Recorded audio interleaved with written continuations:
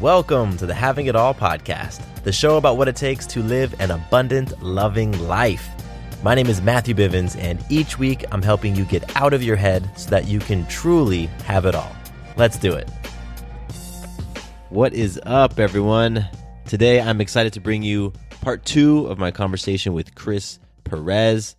In part 1, Chris and I just jumped into everything about tapping into your greatness and really seizing and experiencing your true potential. And in this part of our conversation, we kick things off by talking about fears.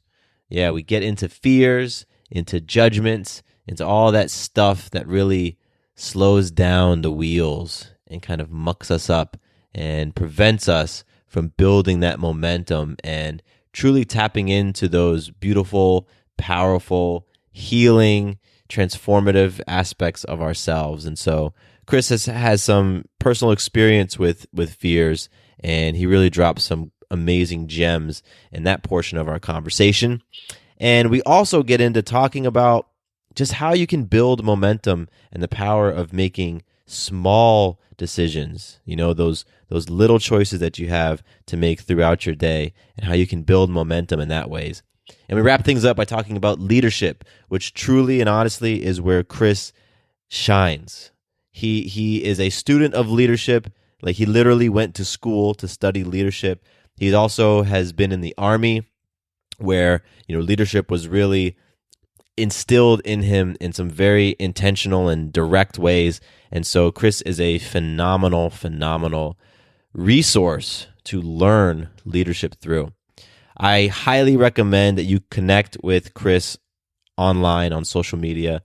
I have truly enjoyed following him on Instagram and watching his videos. He has these really great, I wouldn't even call them motivational videos. They're just like raw, honest videos, and it's a very refreshing perspective and very refreshing message that Chris shares on his Instagram. And you can follow him. He is at The Life Addict. And that's, again, I recommend checking him out on Instagram. He's also on Facebook and some of those other social stomping grounds. And I'm going to put a link to the first part of our conversation in the show notes for this episode.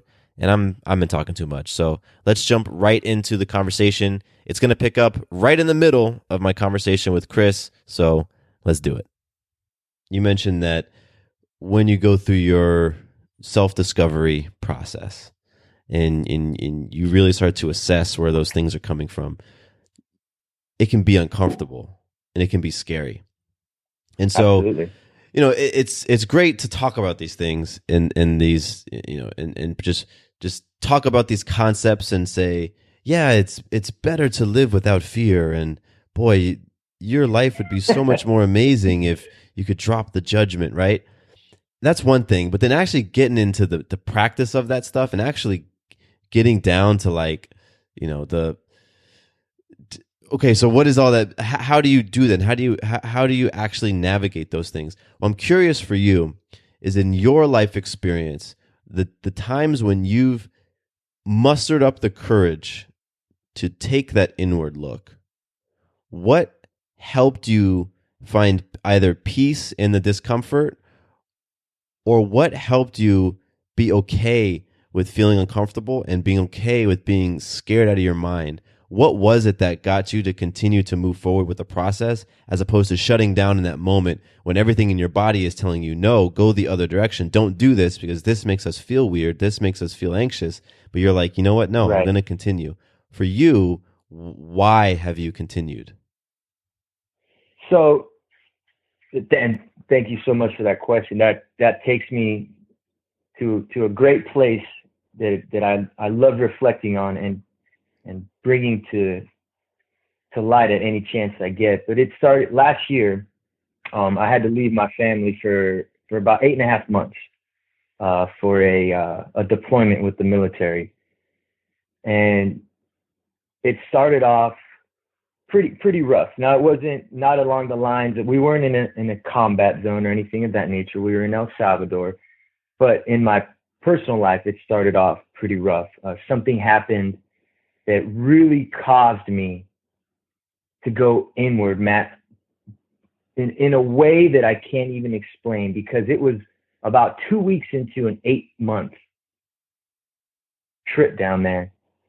And I'm thinking, by golly, I have 8 more months to go. So I went in deep, deep, deep. And as these fears and these judgments and this resentment on the decisions that I've made up to that point started festering within, I started discovering the beauty, and I know you are a big fan of this, of living in the present, living in the now, and understanding that in this moment, right now, I have to be the best that I could possibly be. That's not to say that I'm going to not have these fears, because I accept the fears when they come. They're real, but if you understand what they really are, that's the most important thing. When you understand that fear is an illusion, it's your mind trying to keep you safe and secure. That's the mind's job. But it's those fears that do hold us back. And it's so cliche, like we've all heard, that the fears hold you back. But it's when you understand in that moment, like Viktor Frankl says in The Man's Search for Meaning, between stimulation and reaction is growth and freedom. And if you could stay in that moment and understand that this is what I need to accomplish right now, this is my meaning, and worrying about what happened or being anxious about what could happen, instead, I'm able to view things, take action, make a decision, and progress forward. And most important, what's kept me completely surrendering, embracing, and trusting in the process is enjoying it. Is enjoying it. You have to enjoy it. That's the number one thing. And that's what life is. Life is a beautiful journey from beginning to end. But sometimes we get off track and we stop enjoying the process of the journey of becoming who you're supposed to become. But the beauty of it is it's never too late to get back on that path. And it doesn't have to be a path of, whatever makes you happy, whatever brings you joy and fulfillment. Just do that. Do that. If that means having, conversations and finding ways to inspire and motivate others, or anything, whatever it is, do that. Do it to the best of your ability. But most important, accept everything as it comes and handle it as best as you could.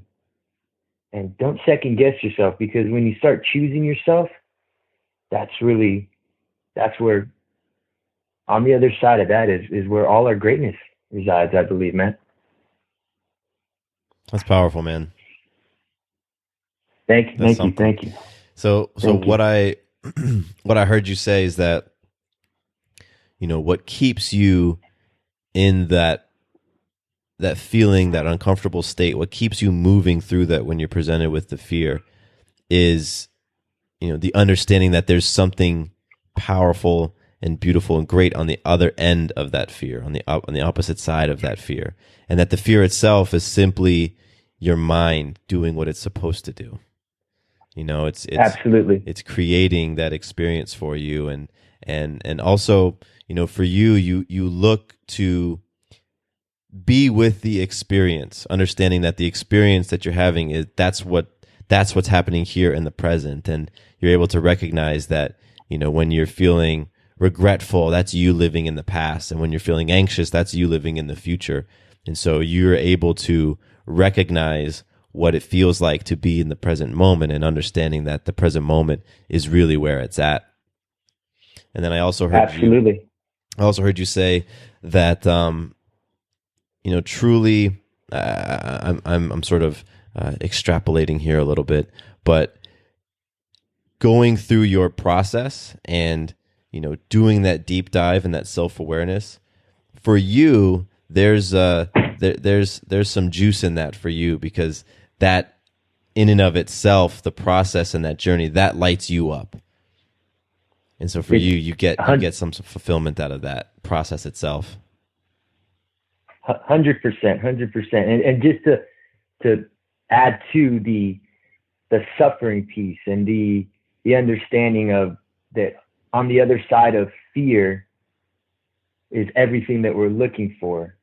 And that really is something that I truly believe to the deepest core of my soul. Because if you think about it, with fitness, right? We'll look at fitness as a quick example.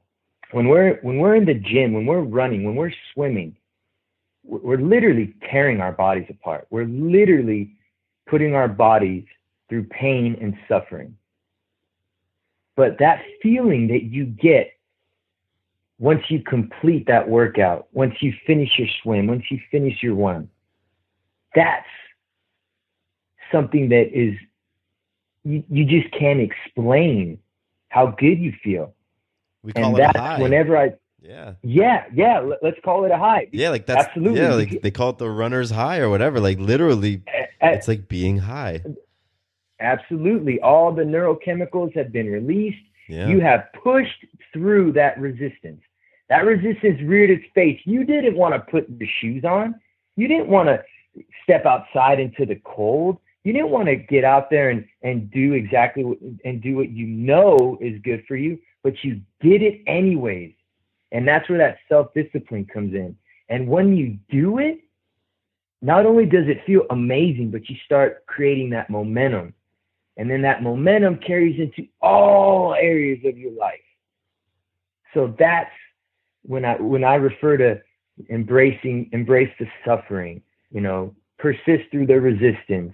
That's what I'm referring to. It's not these macro, ginormous decisions. It's the little decisions that really shape our lives. Making the decision to do the thing that even though you don't want to do it, you do it anyways. Yeah. It's that simple. What do you think? you dropped a lot in that statement that I absolutely love. I'm a huge fan and a big believer in what you said, where everything you want to experience in life is on the other side of your fear. And that, to me, that idea has been the most terrifying thing in my life. Just embracing that idea, because it means that, oh my gosh, if I really want to experience the level of peace that I say I want to, the level of abundance that I say I want to, it means that there are uncomfortable situations that I'm going to need to step into. And so I speak to that as somebody who made it a point, who made it like my personal mission. I remember 4.5 years ago, making a decision that I was going to step into whatever the circumstances were that were making me feel uncomfortable, because I believed so fully that all of the great things I wanted to experience was on the other side of that discomfort. And that's a huge reason why I started this podcast, because early on, the idea of interviewing people, I was presented with that idea. People were telling me, hey, you should do an interview podcast. And it scared me. It scared the crap out of me. Look at you now. Yeah, so I said, I'm going to do it, because I was in a season of saying, I'm going to move through whatever fear that comes up for me. And so I love that you said that and put that out there, because it's like the thesis of this entire podcast. And it's the truth. And I experience it all the time. And then I also want to touch on what you said as well with, it's the small decisions. Absolutely. It's those small decisions that matter, because how many times in life are we going to be presented with a truly great crossroad? A friend of mine in the small group I went to yesterday, she shared how she recently broke up with her boyfriend of 13 years. They have a blended family. They raised 3 kids together. They've been together for 13 years. How many times do you think in your life you're going to be at that sort of monumental decision crossroad? Right. Not too many. But throughout the day, like you said, there are so many small decisions that we make. And as we become more aware of those small decisions, as we become more aware of what decisions we're making on autopilot for our safety and for our comfort, then you're like, whoa, wait a minute, I have an opportunity right now. You know, I can choose this small area right here, and I can give myself a little rep in practicing what it's like to be uncomfortable in a small way. You know, maybe it's Right. going and saying thank you to the garbage man. You know what I mean? Like maybe it's just a small Right. decision like that, like something that you'd initially be like, that kind of feels weird, but you do it anyway. And then those small things, they add up, man, and they build that momentum, like you said. And then soon it's like that little pebble that starts rolling down the snowy hill, and it starts building Right. and getting bigger and bigger, and you can't stop it. Right. It's like you literally are vibrating at a higher frequency. Yeah. And things that you want in your life start naturally gravitating to you because you're so intentional and deliberate. And I love how it's kind of coming full circle with us about the question you asked earlier about what motivates me to continue on the process, and me talking about the present moment.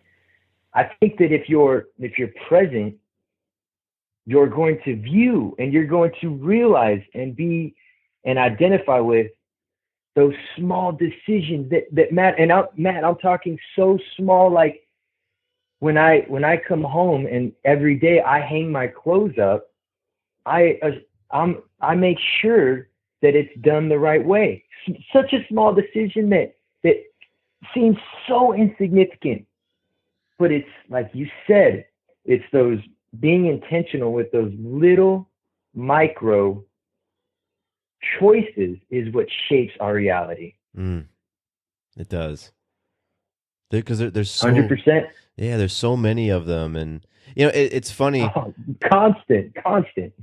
Yeah, and like you see that concept in other areas. You know, we talk about even the longest journey starts with a single step, right? And, you know, and this beautiful. This idea that if you want to go from point A to point B, like there's a lot of little steps to get there, and so it's not about making that big leap, but it's about those small incremental, that incremental progress. And so that concept is alive in a lot of other areas. And in architecture, you're building a huge building brick by brick. Well, you can't just slap the whole thing up at once. You really have to go piece by piece.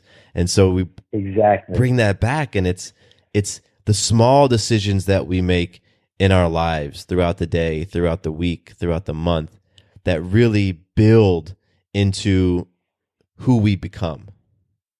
And Absolutely. So what's really cool is you mentioned the word counterbalance a while ago. And, I talk about balance on the show, and I talk about it a lot with my wife, and just this idea of what it means to be balanced in life, and work-life balance is a thing that's in some circles, it's like a taboo topic, but the idea, when we bring it and we break it back down to these small incremental choices and small opportunities, what's so cool about that is you really truly have an opportunity to constantly be counterbalancing and bringing yourself back to being on path, whatever on path means to you. And because we have so many small opportunities, it's like throughout the day, you constantly have a choice to align or to, if you're drifting off to the side, boom, you have a choice to, the opportunity to align. If you're going a little bit to the left, boom, you have another opportunity to align. And it's just, we're just presented with it all the time. And to me, that's a very cool thing. It's a very cool thing. Absolutely. And number one, too, I two things that I absolutely love what you just mentioned. One is everyone's path is different.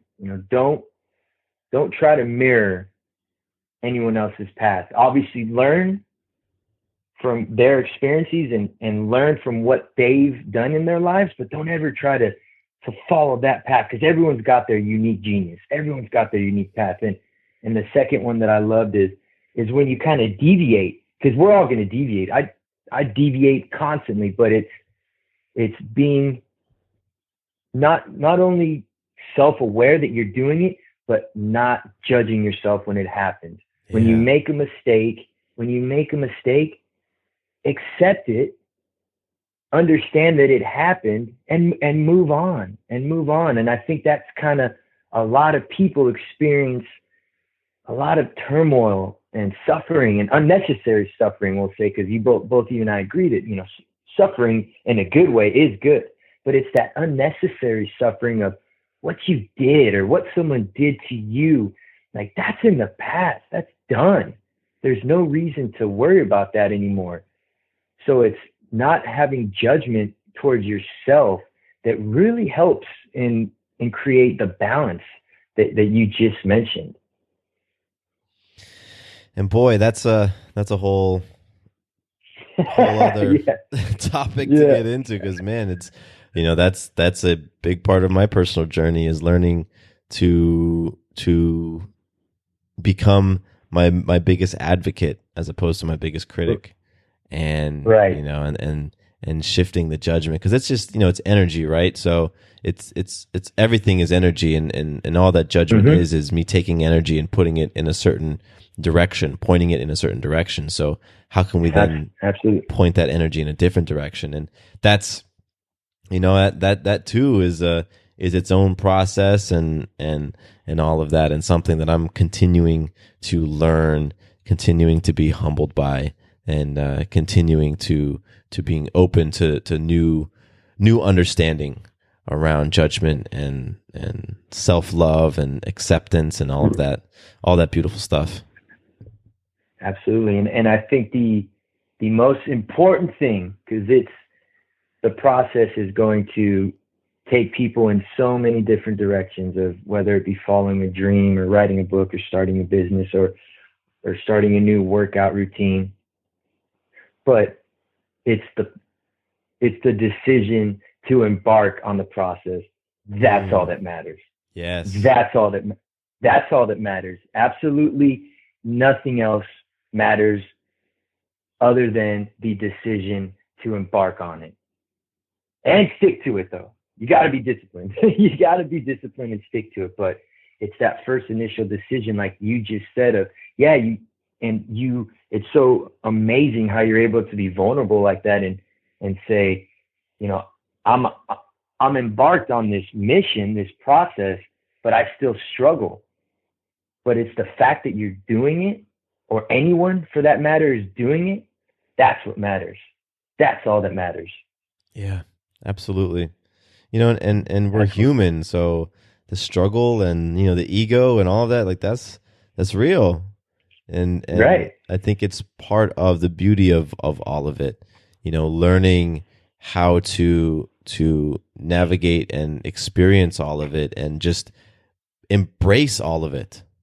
You know, like right. it's so easy to want to just like surgery, just cut out a certain part of you or cut out a certain emotion and just discard it.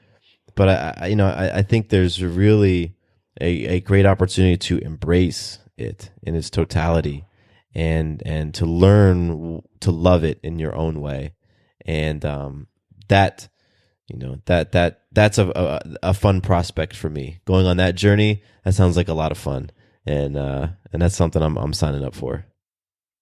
Hey, I'm right there with you. And I think we got to sign up every single day, though. That's the ticket. Yeah. Wake up and sign up. Because it's going to be, 100%. 100%. Matt, think about it. We could make a choice to lay in bed all day and not try to live a life of fulfillment and enjoyment and contribution and connection and growth. We really could do that, but it's waking up every day and making that choice to move forward, you know, one step at a time, like you said earlier, like the architect lays one brick at a time. That's what's important. It's not going to be easy. I know it's not easy for me. That like, I will 100% admit that. I know it's not easy for me, but I still do it because I know it's the right thing to do. That's really where it's at for me. It's just the right thing to do. Yeah, there's something bigger in it for you. I get it. Yeah, absolutely. And just to tie everything back to kind of like the disorder things, I mean, entropy, like everything gravitates to disorder, but it's like what you said, it's being able to navigate and find that beauty and that fulfillment and that understanding in every situation that we're faced with, and how to get on the other side of that barrier, how to overcome that obstacle. That's really where it's at, because it's inevitable. The resistance is going to show up regardless of what you're pursuing in life. But it's cultivating the ability to overcome the resistance that really separates mediocrity from greatness. Yeah, and I think there's also opportunity to be with those things that come up as well, you know, and to, because I like to a concept that I'm becoming more comfortable with is this idea of the mirrors, and how people and circumstances are showing up in our lives, and they're reflections of us. So when I'm experiencing resistance in another person, which I have and continue to, I'm what is working for me more and more is to look at what's that resistance in me. You know what I mean? Like, where am I being resistant in the process, or where am I being resistant or lacking faith in trusting the process and trusting myself. And that's been a very humbling thing as well, because man, I've experienced resistance with family members that's gone on for a long time, and I'm like, man, right. So I have been holding, I've been stopping up the waters, so to speak. I've been preventing the flow of everything for a long time, and so that, for me, it's I've been practicing looking at that resistance, trying to relate to it in a different way, because the way that I've personally been relating to it for a long time hadn't necessarily been working for me. I hadn't been getting the experience that I wanted or the result that I wanted. So it's been a process of saying, okay, I don't know it all, and I'm open to understanding and seeing this in a new way. And it hasn't been easy, but I think you mentioned it earlier that when you decide that it's worth it for you, then it's okay if it's not easy, because there's a lot to be gained in some of those challenges and some of that fire. Like, there's a lot of growth to be had in that, and so it becomes a thing that you can look forward to. It becomes a beautiful part of the process. Absolutely, and that's the main thing is finding what you love. But I love how my passion is leadership. I think leadership is the number one most important skill that anyone could have. And I say skill because I truly believe that leadership can be taught. Oh yeah. There's that. Yeah. There's that argument people are not born leaders. Now I may get some heat for saying that, but some people may have, the needle move forward a little bit more in the process of becoming a good leader, but there's always room for growth in that area. And I think what you mentioning, the fact that being able to put yourself in that situation and try to create the most effective way to make that a positive experience for you and the individual you're interacting with, that, in my opinion, is the most important aspect of being a leader. Because when you're able to view the situation at a more broad scale and not looking at it in such a micro, finite, this person's here to attack me, you're able to move the needle forward. And that's in whether if it's in your business or your personal life with, in your relationships. That, in my mind, is if I was teaching a leadership 101 class, I would actually take exactly what you said and say, now this is the first step, and it's going to be hard. Oh my gosh, the ego is going to just rage. and it's going to tell you that this person's here to get you, but that's not the truth. The truth of the matter is we're here to contribute. We're here to bring value, and it's understanding those moments where you just need to be the bigger person in order to make this experience beneficial for the whole. That's leadership, in my opinion. At least one of the first steps in discovering it. Because if you can't lead anyone unless you're leading yourself. So that's why I always feel I've really put a big emphasis on my studies and everything for the past couple of years on personal leadership. Yeah. Because I've always viewed myself as a good leader who can, unite others under a common vision and inspire and motivate them to overcome and continue forward regardless of the circumstances. But I kind of felt like my life was out of control. And I really feel that's where things just didn't seem right. Things weren't adding up.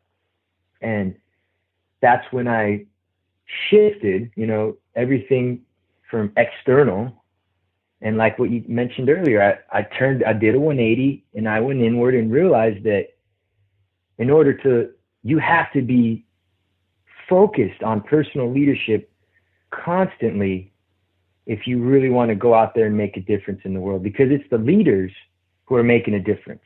The leaders don't want to fall in line and just do what they're told without critically thinking it or finding different ways to do it in a more creative manner, challenging those assumptions, creating the world that we all desire. It's the leaders that are doing that.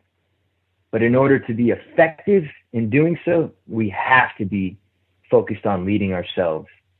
Because, I'm a huge fan of stoicism. And if you're leading yourselves, if we're leading ourselves, then I truly feel like we're controlling those aspects in life which are under our control. And once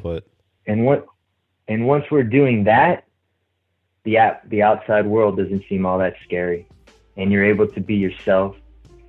You're able to bring the best out of others, and you're able to make some incredible connections. For example, like you and I today.